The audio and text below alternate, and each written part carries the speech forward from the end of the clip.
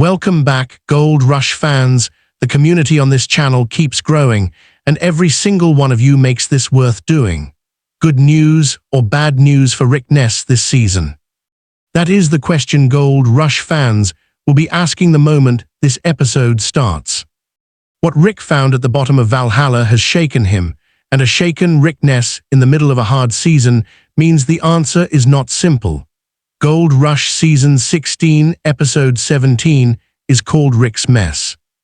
While Rick figures out what the bedrock is telling him, Tony Beets is bearing down on 6,500 ounces at Paradise Hill. And Parker Schnabel is handing Brennan a significant job at the Golden Mile that will shape the rest of both their seasons. 3 operations, 1 episode, no easy answers in the Klondike.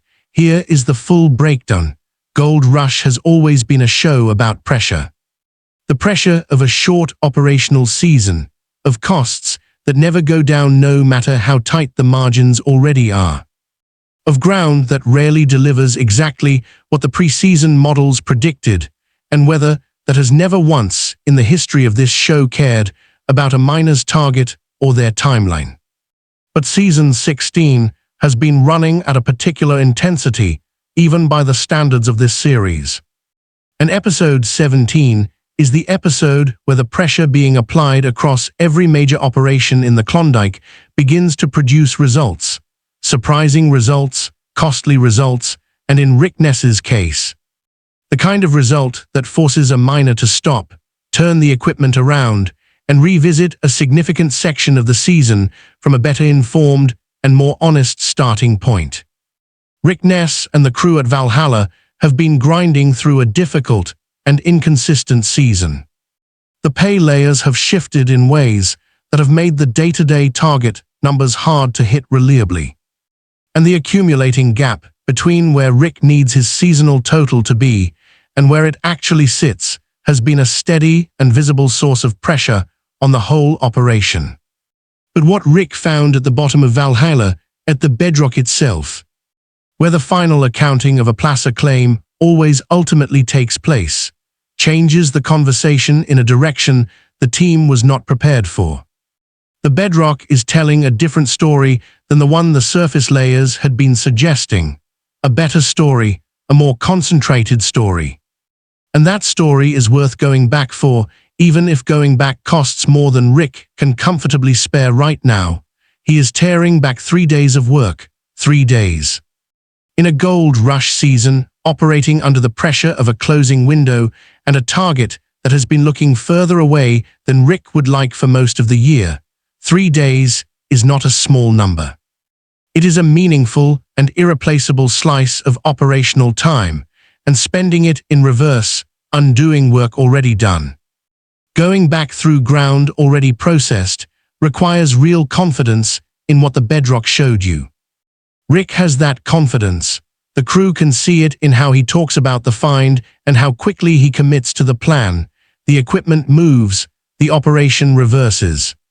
And Valhalla, which has been fighting Rick all season long, is about to get a second and better informed pass from a crew that now knows exactly where to look and exactly why it matters to their season.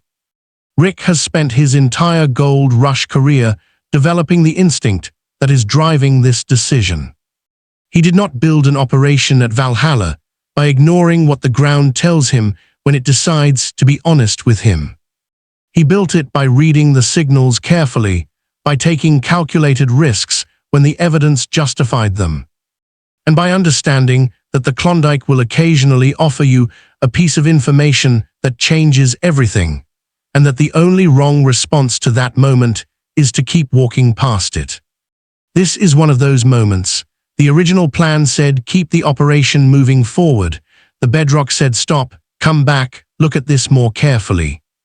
And Rick Ness, who has been working difficult ground in the Yukon long enough to know the difference between a distraction and a genuine discovery, is choosing to listen to what the bedrock is telling him. Rick's season is not over, but it is standing at a crossroads that Episode 17 defines with sharp and uncomfortable clarity. If the bedrock pays the way the find indicates it should, Rick gets a real path back toward 1,800 ounces. And the difficult middle section of Season 16 becomes a story about resilience and sharp instinct. If the concentration does not hold, if the signal turns out to be isolated rather than structural, then Rick will have invested 3 days he cannot recover in a lead that did not extend far enough to change his season. He understands this calculation.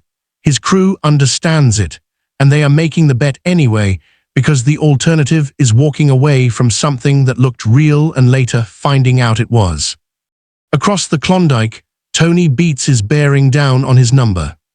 Tony's goal this season is 6,500 ounces, and that target has functioned as the operational spine of Paradise Hill from the first day of the season.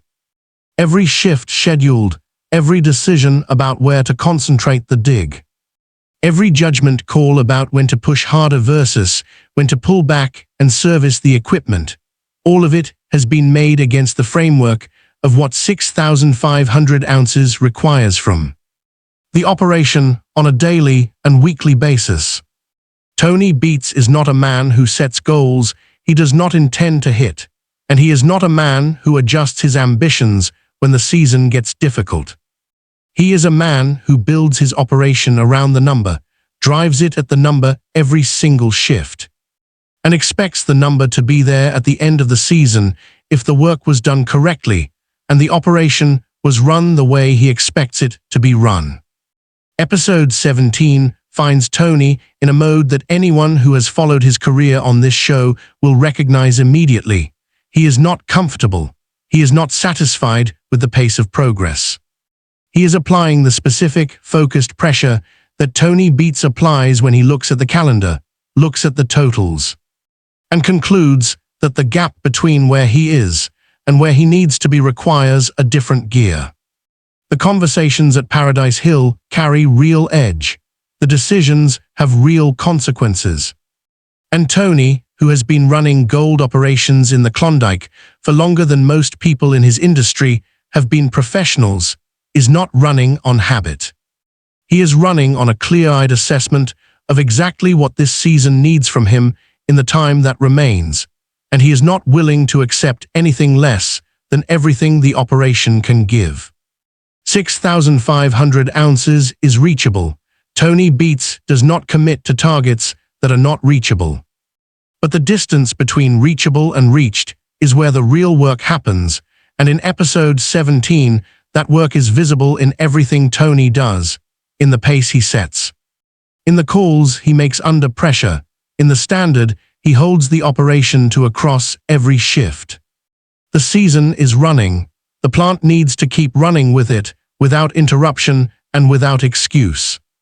At the Golden Mile, Parker Schnabel is making a move that speaks directly to the health of his operation and the depth of confidence he has built in the people working around him.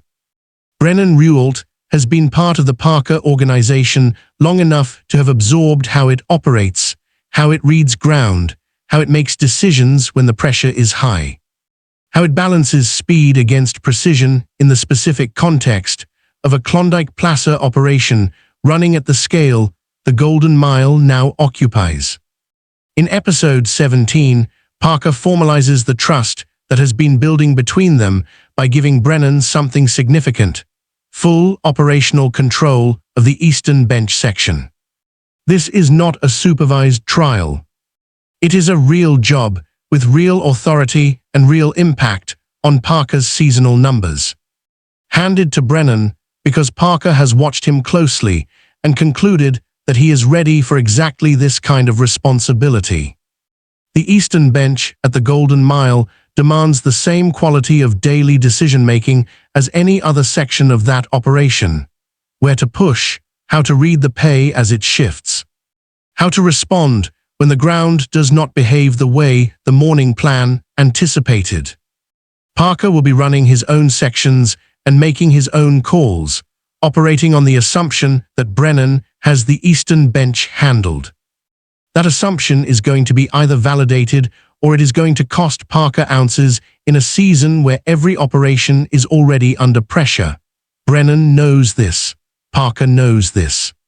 And the assignment stands because Parker does not extend this kind of trust lightly, and Brennan has earned it. 3 storylines running simultaneously across the Klondike, with the season closing in from every direction. Rick Ness at Valhalla, 3 days back in the ground with 1,800 ounces still within reach, if the bedrock delivers what the initial find promised. Tony Beets at Paradise Hill, pressing every available advantage towards 6,500 ounces with the focused intensity of a man who does not accept shortfalls after committing publicly to a number. Parker Schnabel at the Golden Mile, expanding his operation and developing his people with the quiet confidence of someone building something designed to last beyond any single season. Gold Rush Season 16, Episode 17 is called Rick's Mess, but the mess Rick found at the bottom of Valhalla might be the most valuable mess he has ever made. The bedrock is talking. The season is running out, and every operation in the Klondike, Rick at Valhalla, Tony at Paradise Hill, Parker at the Golden Mile, has exactly what it needs to close this hard, long season out.